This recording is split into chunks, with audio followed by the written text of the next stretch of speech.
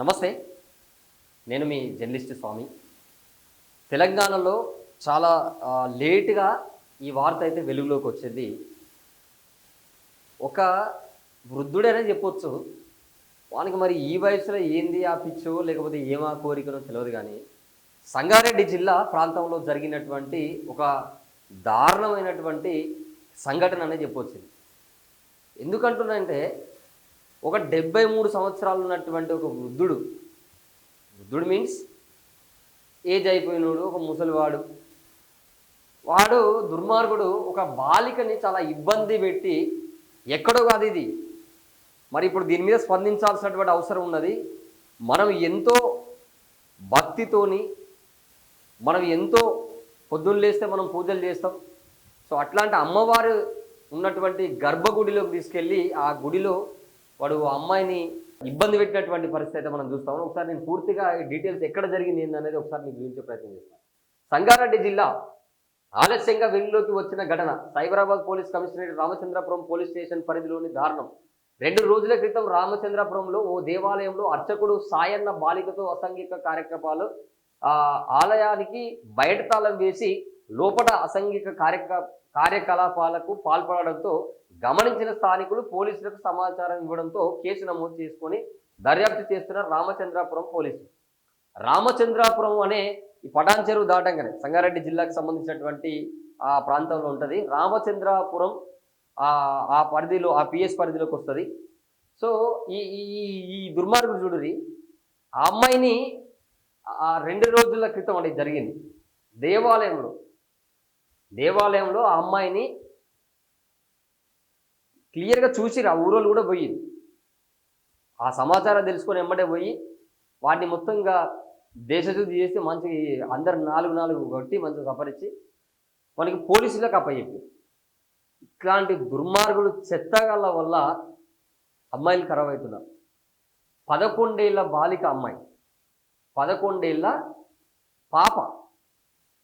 So మరి ఈ minor బాలికని ఈ 73 ఏళ్ళ ఈ ఎవడైతే ఈ ముసలుడు ఉన్నాడో వీడు కామ పిచాచిలాగా మన కోరిక తీర్చుకోవడం కోసం గర్భగుడి రా బాబు, అది దేవతల నాయన. మనం ఎంతో గొప్పగా మనం కొలిసేటటువంటి మనం కొలిసేటటువంటి అమ్మవారు ఉన్నటువంటి గర్భగుడిలో నువ్వు ఇట్లాంటి అసాంఘిక కార్యకలాపాలకు నువ్వు పాల్పడడం అంటే నీలాంటి అవలగానో ఏమన్నా తెలియదు. సదరు బాలిక మైనరై లేక మేజర్ అనేది విచారణలో తెలియాల్సి ఉంది. మొత్తంగా ఈ ఘటన స్థానికల్లో చర్చాంశంగా మారిందట. సో అది దానికి సంబంధించినటువంటి గుడి ఇది. ఒకసారి విజువల్ చూడండి ఒకసారి. అక్కడ సంబంధించినటువంటి గుడి ఇదంతా కూడా. సో పరిస్థితి చూడండి ఒకసారి, గింత దారుణం ఉందా అది. ఇది గుడి. ఎవడు ఇప్పుడు ఆ బాలికని లైంగికంగా ఇబ్బంది పెట్టినటువంటి పరిస్థితి ఏదైతే ఉన్నదో ఆ గుడి, దాని చుట్టుపక్కల ఉన్నటువంటి ప్రాంతం ఈ గుడి. ఓకే. సో వాడు చేసినటువంటి పని ఏదైతే ఉన్నదో, సో ఆ దుర్మార్గుడు చేసినటువంటి పని ఏదైతే ఉన్నదో, so Ramachandrapuram police station, Ramachandrapuram police station. So ఒకసారి చూడొచ్చు, ఇది పరిస్థితి. దీనికి సంబంధించి ఒకసారి చూద్దాం. వాడు ఆ దుర్మార్గుడు చేసినటువంటి పని ఏ తిరుగుందో, ఆయన సక్కదనం ఏందని ఒకసారి మీకు చూపించే ప్రయత్నం చేస్తాం. చూడండి ఒకసారి.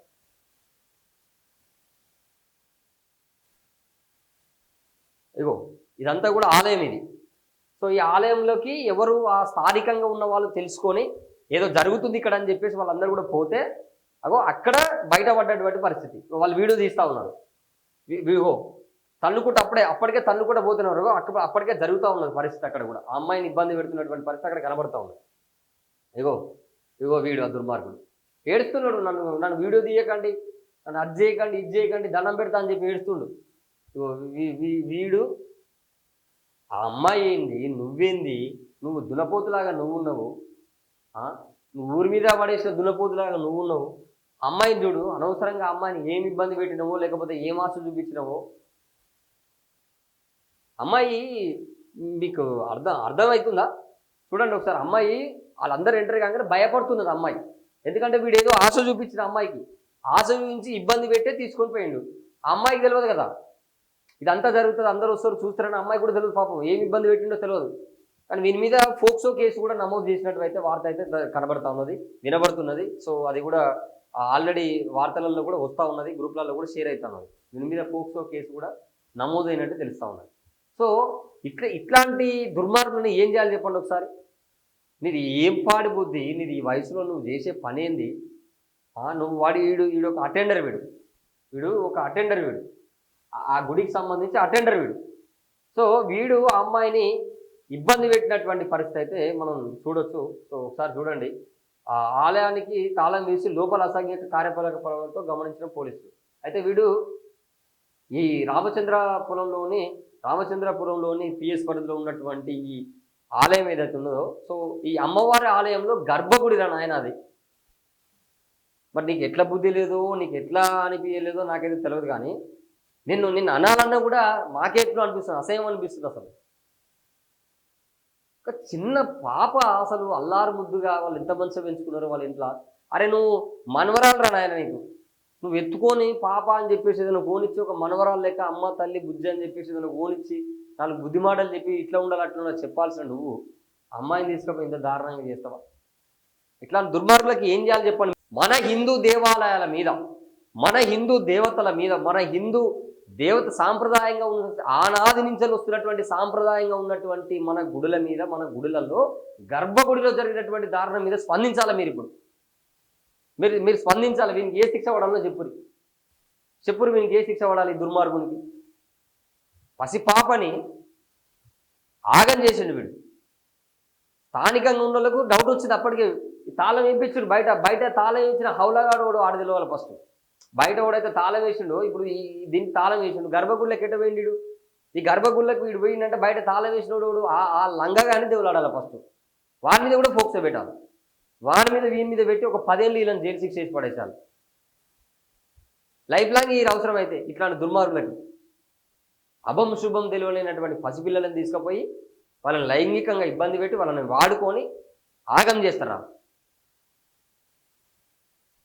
కఠినంగా శిక్షణ కూడా. అరే నీ అమ్మ నువ్వు తాతమ్మకి నిన్ను తాత అనాలి. వాస్తవానికి నిన్ను తాత అన్నది ఏమన్నదో తెలియదు. ఇంకా నువ్వు ఎన్ని ఇబ్బందులు పెట్టావు అమ్మాయిని. చాలామంది అంటారు, అమ్మాయి సపోర్ట్ చేస్తే అలా మంచిగా ఉన్నది అని అంటున్నారు. గుర్తుపెట్టుకోండి ఒకసారి. ఇప్పుడు అమ్మాయి చిన్న పాప, తెలియదు అమ్మాయికి ఏం తెలియదు. వాడు ఏం చేస్తాడు, ఏమని భయపెట్టించిండు, ఏమన్నా ఇస్తా అని చెప్పిండు, ఏం భయపెట్టించిండు, అమ్మాయికి ఎట్లా భయభ్రాంతులకు గురి చేసిండు, అది కూడా మనం ఆలోచించాలా. ఇంకా చాలామంది అంటున్నారు అమ్మాయి సపోర్ట్ చేస్తలేదు, నిమ్మలంగా ఉంటుందంటే ఏం తెలుసా అమ్మాయికి? వాడు పోరగాడే ఏమన్నాడు? వాడు ఏనుగు లెక్క దునపోతు లెక్క, వాడు ఊరి మీద ఇచ్చిపెట్టినటువంటి దున లెక్క వాడు బలిసి కొట్టుకొని ఆ అమ్మాయిని తీసుకుపోయి సిగ్గు శరం ఉన్నవాడు ఎవడన్నా. మనం మనిషి పుట్టుక పుట్టినవరా నాయన. దేవాలయం గుడిరా నాయన, పవిత్రమైనటువంటి దేవాలయంలో గర్భగుడిలో చేసినటువంటి పని నీచుడా. నువ్వేం మనిషివా లేకపోతే పశువువా? నువ్వు అసలు అన్నం తింటున్నావా, గడ్డి తింటున్నావా? మరి నువ్వు ఇన్నేళ్ళ నుంచి నువ్వు వాళ్ళ పని చేస్తున్నావు, నీకు కనీసం నీకు అరే నిజంగా చెప్తున్నావు, నీలాంటి పాపం కలగాలి. ఎవడైతే ఈ అమ్మాయిలను, ఈ మైనర్ బాలికలను ఇబ్బంది పెట్టి ఇట్లా లైంగికంగా ఇబ్బంది పెట్టాలనుకున్న ఈ గాడిది కొడుకులకి మీకు నిజంగా చెప్తున్నా పాపం కలగాలి. అసలు దేవుళ్ళు దేవతలు పాపం కలిగియాలి. మీకు శాపనలు పెట్టాలా మీ పనికిరాని వాళ్ళకు, మీలాంటి వాళ్ళకు.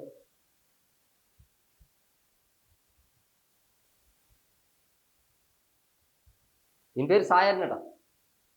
ఈయన పేరు సాయన్న. ఇప్పుడు మీరు చూసిరుగా ఈ సక్కదనమైన పేరు సాయన్న. అయిన పేరు మళ్ళీ చూడరు ఒకసారి. ఈ సక్కదనమైన పేరు సాయన్న. ఆ అమ్మాయిని ఇబ్బంది పెట్టినటువంటి వ్యక్తి పేరు సాయన్న. సో ఇది చాలా లేటుగా బయటకు వచ్చింది. వాస్తవానికి ఇది 2-3 రోజులు అవుతుందంట జరిగి, కానీ చాలా లేటుగా వచ్చింది. సో ఆ రామచంద్రాపురానికి సంబంధించినటువంటి పోలీసు వాళ్ళు వాని మీద ఈ సాయన్న అనేటోని మీద ఫోక్సో కేసు పెట్టాలి. వారికి జైలు శిక్ష ఎన్నేళ్ళు వేస్తారో వేయాలి. వీనికి సహకరించి ఆ తాళం వేసినోడు ఎవడైతుండో వాడిని కూడా మీరు ఖచ్చితంగా వీడు చక్కదనం చూడు ఒకసారి. వీని ముఖం, వీని బతుకు, ఈ అమ్మాయిని ఆగం చేసిన దుర్మార్గుడు వీడు చూడండి ఒకసారి చూడండి. వద్దు అంటుండు ఈయన ముఖం. వద్దు అంటుండు. నువ్వు నీ వద్దు చాలా దారుణం ఇది. ఎందుకంటే ఇప్పుడు పసిపిల్లల్ని మనము వాళ్ళు తల్లిదండ్రులు ఎవరైనా కొంత తెలివి వచ్చింది కాబట్టి సరే, మన చుట్టుపక్కల వీడు ఎప్పటి నుంచో గమనిస్తున్నాడు. ఈ దుర్మార్గుడు ఎప్పటి నుంచో అమ్మాయిని గమనిస్తుండు, ఎప్పటి నుంచో అమ్మాయి మీద కన్ను పెట్టిండు. సో ఏదో సందర్భం దొరికినప్పుడు ఇట్లా చేయాలని చెప్పేసి వాడు ఎప్పటి నుంచో ప్లాన్లు వేసుకున్నాడు.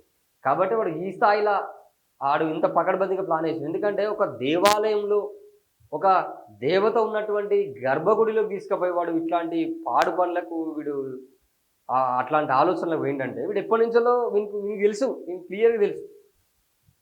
కాబట్టి వీడు ప్లాన్లో ఉన్నాడు, చాలా రోజుల ప్లాన్తో పకడ్బందీగా మంచి లెక్క మీదనే వీడు ఈ ఇట్లా ఈ టైపు ఇదంతా వ్యవహారం కూడా చేసింది. సో వీని మీద పోక్సో కేసు కూడా ఆల్రెడీ ఈ నిందితుడు అవుతున్నాడు, పోక్సో కేసు కూడా ఆల్రెడీ నమోదైనట్టు తెలుస్తూ ఉన్నది. సో వీనికి శిక్ష పడాలి, ఖచ్చితంగా సహకరించిన కూడా పడాలి. చాలా దారుణంగా ఉండే పరిస్థితులు బయట. మీ పిల్లల్ని బయటికి పంపించేటప్పుడు మీరు తోడనుండను, లేకపోతే మీకు సంబంధించినటువంటి మీ కుటుంబీకులను ఉండండి. ఎవ్వడి నమ్మొద్దు, బయట ఉంది ఇంటి పక్కల నమ్మొద్దు, ఇంటి ఎదురుగులో ఇంటి వెనుక ఎవ్వరిని నమ్మకండి. ఎవ్వడు సకం కాదు, ఎవరిని నమ్మే పరిస్థితి లేదు.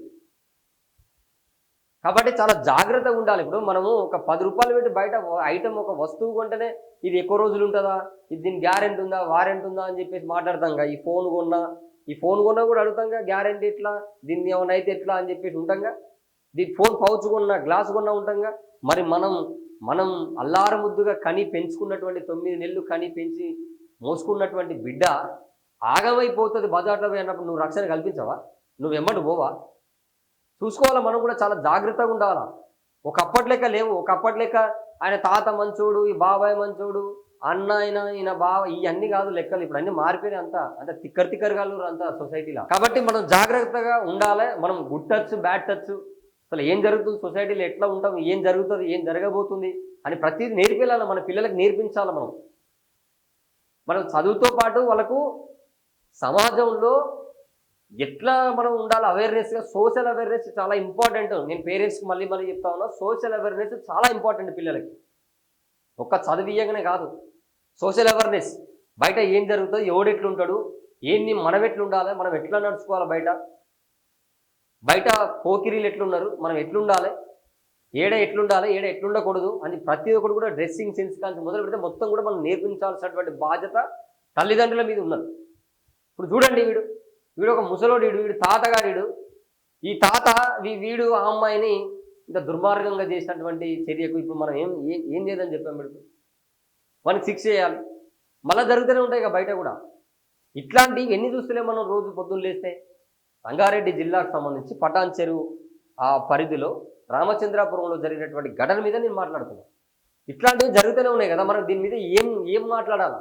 ప్రతిరోజు ఏదో ఒక దగ్గర మైనర్ బాలిక మీద ఇది అది ఏ జరుగుతూనే ఉన్నాయి. శిక్షలు పడుతున్నా కూడా మారతలేదు.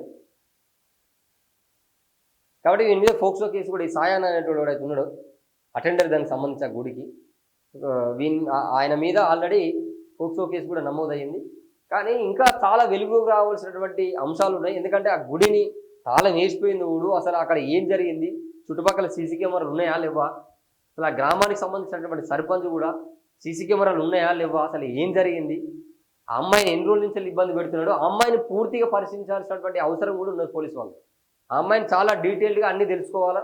ఆ అమ్మాయిని ఎన్నిసార్లు ఇబ్బంది పెట్టిండి, ఈ రోజైనా ఇంకా అంతకుముందుకు ఏమైనా ఇబ్బంది పెట్టిండా ఏందనేది క్లియర్ కూడా తెలుసుకోవాల్సినటువంటి బాధ్యత కూడా మీ మీద ఉన్నది. సో ఖచ్చితంగా ఈ వీడియో మీద మీ స్పందన 100% తెలియాల్సినటువంటి అవసరం ఉన్నది. తెలంగాణలో ప్రజలను కూడా అవేర్నెస్ కల్పించాలి. ఇట్లాంటి చిన్న పిల్లలకు అన్యాయాలు జరగకుండా ఉండాలంటే మన వంతుగా మన బాధ్యత కూడా మనం పోరాడాలి. ఇట్లాంటి వాళ్ళకి శిక్షలు పడేటట్టు మనం కూడా ఖచ్చితంగా ముందుండి మన గొంతుతో మాట్లాడాలి.